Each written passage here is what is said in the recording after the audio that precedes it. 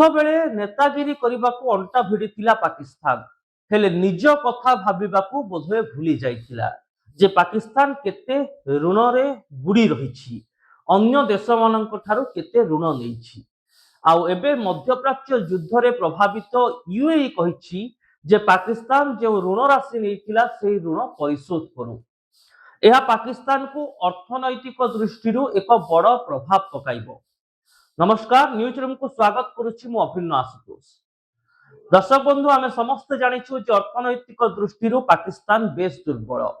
अनेक समय पाकिस्तान विभिन्न देश पाखरे भिक मागिबा भली आचरण भी करिथाय। देशर लोक माननकु भरण पोषण करिबा पई मध्य विभिन्न देशरु पाकिस्तान को ऋण करिबाकु पड़े। आउ जेतेबेले वर्तमान मध्यप्राच्य रे ईरान अमेरिका इस्राएल युद्ध रे अर्थनीति प्रभावित होईछि, सेतेबेले यूएई कहिछि जो ऋण राशि पाकिस्तान नेइथिला ताकु तुरंत परिशोध करू। एथिपाई एप्रिल मास शेष सुद्धा यूएई को पाखापाखि $2 अरब ऋण राशि परिशोध करिबो पाकिस्तान। 2019 मसिया रे पाकिस्तान एही ऋण यूएई ठारू नेइथिला, जेतेबेले पाकिस्तान एक बड़ धरणर अर्थनैतिक संकट रे थिला। हेले एपर्यंत ऋण सुझी पारि नथिला एही दुर्बल देश। वर्षको एथिपाई पाकिस्तान पाखापाखि 6% सुध गणुथिला।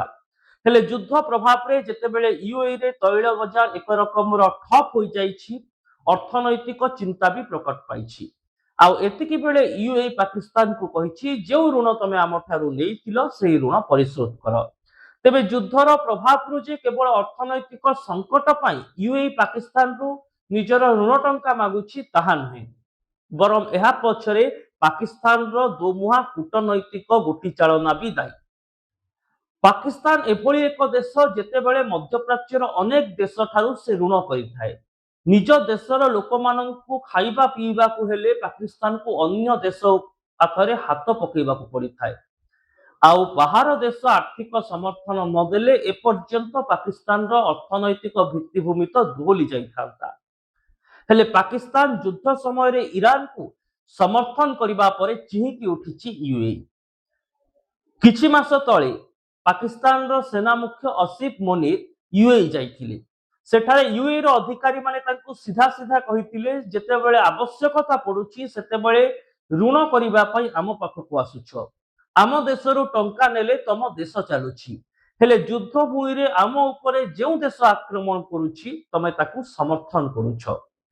काहेकि ना पाकिस्तान ईरान को समर्थन करिछि, आउ ईरान यूएई सऊदी अरब भली देश उपरे आक्रमण करुछि। एथिरु आपण सहजरे अनुमान करि परिबे दर्शक बंधु जे पाकिस्तान रो केमिति दोमुहा नीति रहिछि। 2019 मसिया रे पाकिस्तान यूएई ठारू ऋण करिथिला, हेले एही ऋण राशि भितरे एक बड़ अंशधन पाखापाखि 30 वर्ष तलर बोली द डन रे रिपोर्ट प्रकाश पाइछि। द डन रो रिपोर्ट अनुसार 1996-97 मसिया रे मध्य पाकिस्तान यूएई ठारू एक बड़ धरणर ऋण करिथिला, ताहा मध्य एपर्यंत से सुझी पारि नथिला। आ 2019 मसिया रे आउरी किछि ऋण करिबा परे वर्तमान एही ऋण राशि हार पाखापाखि $3 अरब होई सारिछि, जेउथिरु पाकिस्तान $2 अरब वर्तमान एप्रिल मास शेष सुद्धा भरण करिबा पई बाध्य। सेपटे पाकिस्तान रो नेता माने भी बाहास्फोट मारी कहउचंती जे देशर गारिमा आगरे सब किछि तुच्छ। अर्थात वर्तमान आर्थिक चाप थिबा सत्वे, युद्धर प्रभाव पाकिस्तान भली देश भोगुथुबा सत्वे, जेतेबेले तैल दर 450 टंका लिटर पिछा पाकिस्तान रे अतिक्रम कलानी, अनेक स्थान रे पाकिस्तानी लोक खाइबा को पाउ नाहंती, ए सबु भितरे भी देशर गारिमा को आखिरे रखी पाकिस्तान ऋण परिशोध करिवो। हेले ए गारिमा कुआडे जाउछि जेतेबेले पाकिस्तान आतंकवादी माननकु पोसुछि, आतंकवादी माननक जरिया रे विभिन्न देश उपरे आक्रमण करुछि, निजर कूटनैतिक संपर्क को भारत सहित खराब करुछि।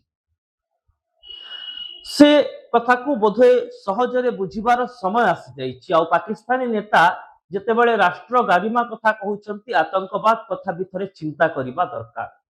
ए सब जहा हेउना काहेकि वर्तमान पाकिस्तान को चलित आर्थिक वर्ष रे पाखापाखि $12 अरब वैदेशिक मुद्रा सुझिबा थिला, जेउथिरे ସାଉଦି ଆରବରୁ $5 अरब, ଚୀନରୁ $4 अरब ଏବଂ ୟୁଏଇରୁ $3 अरब ରହିଛି। ଏସବୁ ସୁଝିବା ଭିତରେ ପାକିସ୍ତାନକୁ ବଡ଼ ଅର୍ଥନୈତିକ ଚାପର ବି ଶିକାର ହେବାକୁ ପଡ଼ିବ। କେବଳ ୟୁଏଇକୁ ଟଙ୍କା ପରିଶୋଧ କରିଦେଲେ ପାକିସ୍ତାନର 18% ବୈଦେଶିକ ମୁଦ୍ରା କମିଯିବ। ପାକିସ୍ତାନ ପାଖରେ ବର୍ତ୍ତମାନ ସମୟରେ $21 अरब ବୈଦେଶିକ ମୁଦ୍ରା ରହିଛି। ଏଣୁ 2019 ମସିହାର ଏହି ଋଣକୁ ସୁଝିବାରେ ପାକିସ୍ତାନ ପାଇଁ ବର୍ତ୍ତମାନ କିଛି ବଡ଼ ଅସୁବିଧା ହୋଇନପାରେ। ହେଲେ ଏହାର ପ୍ରଭାବ 4ରୁ 6 ମାସ ପରେ ପାକିସ୍ତାନ ଉପରେ ପଡ଼ିବ। କାହିଁକି ନା ପାକିସ୍ତାନର ଅର୍ଥନୈତିକ ସ୍ଥିତି ଦୁର୍ବଳ ରହିଛି। ବିଭିନ୍ନ ଦେଶ ପାଖରେ ହାତ ନ ପାତିଲେ ପାକିସ୍ତାନକୁ ଆର୍ଥିକ ସହାୟତା ମିଳିବ ନାହିଁ, ଲୋକଙ୍କୁ ଚଳେଇବା ମୁସ୍କିଲ ହୋଇଯିବ। ନିଜ ଲୋକଙ୍କୁ ମୁଠେ ଖାଇବାକୁ ଦେବା ମଧ୍ୟ ପାକିସ୍ତାନ ପାଖରେ କାଠିକର ପାଠ ହୋଇପାରେ।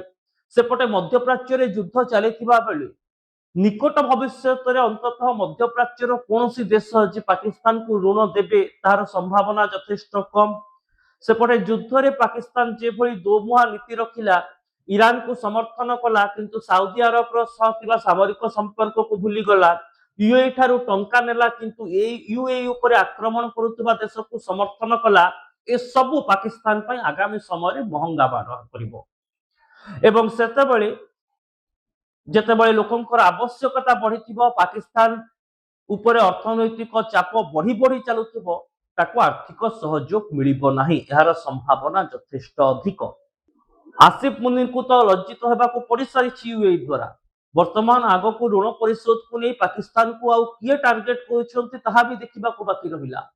ଅନ୍ତତଃ ଏଥିରୁ ପାକିସ୍ତାନ ସହଜରେ ବୁଝିଯାଉ ଯେ ନେତାଗିରି କରିବା ଏତେ ସହଜ ନୁହେଁ। କାହିଁକି ନା ସେ ଆତଙ୍କୀ ରାଷ୍ଟ୍ର, ତାର ଅର୍ଥନୈତିକ ସ୍ଥିତି ଠିକ ନାହିଁ, ତା ସତ୍ତ୍ୱେ ଆତଙ୍କବାଦୀ ମାନଙ୍କୁ ପୋଷୁଛି। କୂଟନୈତିକ ଢାଞ୍ଚା ଠିକ ନାହିଁ। ଯେଉଁ ଦେଶରୁ ଟଙ୍କା ନେଉଛି ସେହି ଦେଶକୁ ଅସୁବିଧା ବେଳେ ସମର୍ଥନ କରୁନାହିଁ, ସେହି ଦେଶ ଉପରେ ଆକ୍ରମଣ କରୁଥିବା ଦେଶକୁ ସମର୍ଥନ କରୁଛି। ମଧ୍ୟସ୍ଥତାର ନିଶା ଓହ୍ଲେଇଯିବ ସେତେବେଳେ ଯେତେବେଳେ ଅର୍ଥନୈତିକ ସ୍ଥିତି ବି ଦୋହଲିଯିବ। ସେମିତିରେ ତ ପାକିସ୍ତାନ ଯେତେବେଳେ ମଧ୍ୟସ୍ଥତା କରିବାକୁ ଆସିଲା, ଇରାନ, ଆମେରିକା, ଇସ୍ରାଏଲ ବିଶ୍ୱାସକୁ ନେଲେ ନାହିଁ। ଏଥିପାଇଁ ଚୀନର ପାଦ ଧରିଲା କିନ୍ତୁ ତାହା ବି ଫଳପ୍ରଦ ହେଲା ନାହିଁ। ଆଉ ଏବେ ମଧ୍ୟପ୍ରାଚ୍ୟର ଦେଶଗୁଡ଼ିକ ପାକିସ୍ତାନ ଠାରୁ ନେଇଥିବା ଏଭଳି ଟଙ୍କାକୁ ଯଦି ଫେରସ୍ତ ମାଗନ୍ତି, ଆଗାମୀ ସମୟରେ ପାକିସ୍ତାନ ପାଇଁ ଆହୁରି ଜଟିଳ ପରିସ୍ଥିତି ସୃଷ୍ଟି ହୋଇପାରେ। ଦର୍ଶକ ବନ୍ଧୁ, ଏ ସମ୍ପର୍କିତ ରିପୋର୍ଟ ଦେଖିବା ପାଇଁ ନ୍ୟୁଜ ରୁମକୁ ଆମ सोशल मीडिया साइट यूट्यूब और फेसबुक रे सब्सक्राइब करंतु, वीडियो को लाइक करंतु, शेयर करंतु और निजर मतामत कमेंट बॉक्स पर निश्चित लिखंतु। रहुछि, नमस्कार।